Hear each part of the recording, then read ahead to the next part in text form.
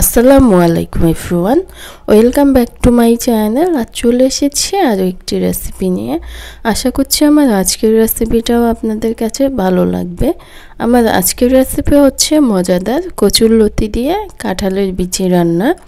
চলে যাচ্ছি এখন আমি মূল রেসিপিতে।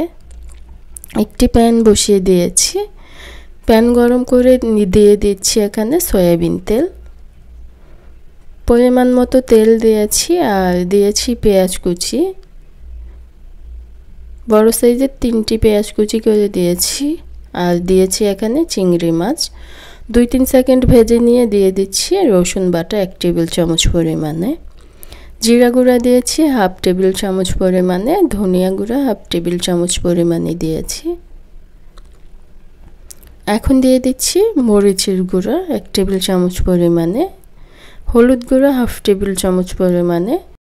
ঝালটা যে যেমন খেতে পছন্দ করেন সেই অনুযায়ী দিলেই হবে। 2-3 সেকেন্ড ভেজে নিয়ে দিচ্ছি এখানে পানি 1 কাপ পরিমাণে। মশলাগুলো কষিয়ে নিব, ঢেকে দিচ্ছি। 5 থেকে 6 মিনিট আমি মশলাগুলোকে কষিয়ে নিয়েছি আর ভালোভাবে কিন্তু কষিয়ে নেওয়া হয়ে গিয়েছে।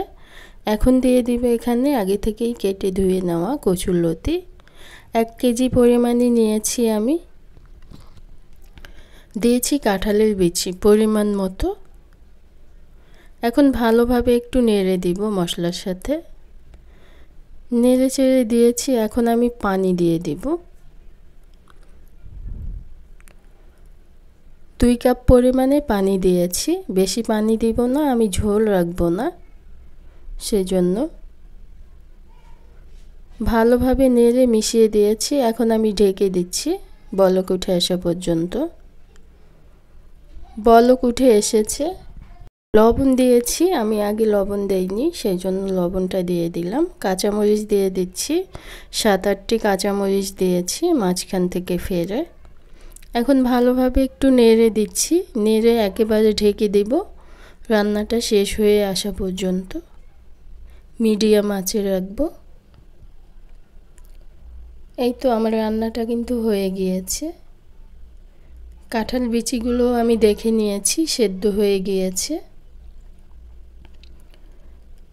আমি একটু মাখা মাখাই ঝোলটা রাখবো। এখন আমি চুলাটা বন্ধ করে দিব। এখন কিন্তু আরেকটু টেনে এসেছে। চুলাটা এখন আমি বন্ধ করে দিচ্ছি, নামিয়ে নিব। আশা করছি আমার আজকের রেসিপি আপনাদের কাছে ভালো লেগেছে। ভালো লেগে থাকলে প্লিজ একটি লাইক দিয়ে দিবেন। আর যারা এখনও আমার চ্যানেলটাকে সাবস্ক্রাইব করেননি প্লিজ সাবস্ক্রাইব করে দিবেন। আজকের মতো এখানেই বিদায় নিচ্ছি, আবার ফিরে আসব নতুন কোনো রেসিপি নিয়ে। সে পর্যন্ত সবাই ভালো থাকবেন, সুস্থ থাকবেন। আল্লাহ হাফিজ।